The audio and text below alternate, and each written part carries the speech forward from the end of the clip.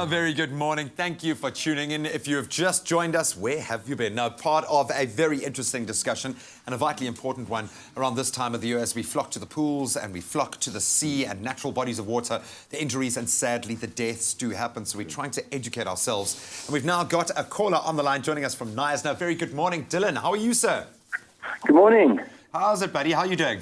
I'm well, and yourselves? Very good, thanks. Do you have a comment or a question for the doc? Yes, I do.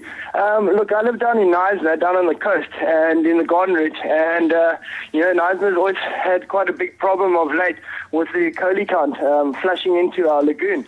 Yeah. And, nothing ever gets mentioned to the public about it. Yeah. And, we have hundreds and thousands of people going to swim in the lagoon, and we've got an Ashmead channel where the E. coli count actually is very, very high, where all the feces wash into the lagoon.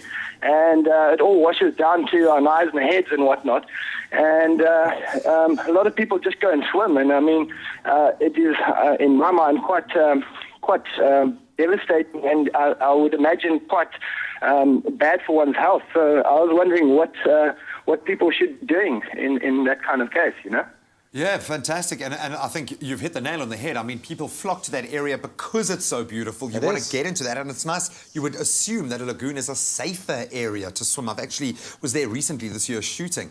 How do we approach that? The problem with the lagoon, obviously, is the movement of current and circulating water as well. So often, as he describes, the colony counts of E. coli in the water are a bit high. Circulating that water and getting it out, the mechanisms that are in place for doing that naturally might be challenging. It would be dependent on a lot of the weather factors. It would be dependent on rainfall, for example, in terms of water running off the land and from animals' excrement and feces into the water, all the way through to the wind direction. All play an important role when it comes to that.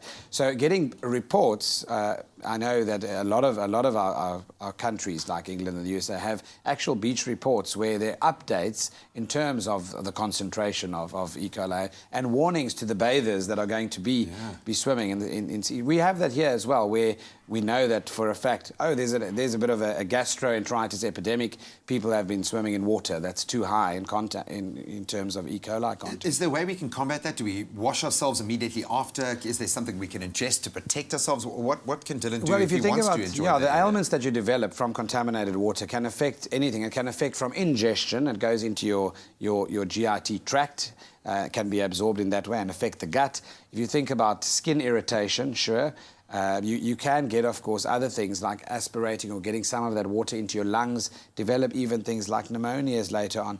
So if you have swum in an area that you thought was possibly infected or whatever, and you start feeling fever and a bit of the normal constitutional symptoms, fever, malaise, body aches, that kind of thing, then consider it. But you won't know you've got a bacterial or a viral infection until you do a blood test to compare what the white cell count is doing and the inflammatory. Maybe help you in retrospect, if nothing else. Yeah. But Dylan, I think raising the alarm and putting it out there and letting other people 100%. Know, other bathers know, you yourself are doing something really important as well. So we applaud you for that. Thank you so much for tuning in. But I think we should return back to the kitchen for another healthy festive treat.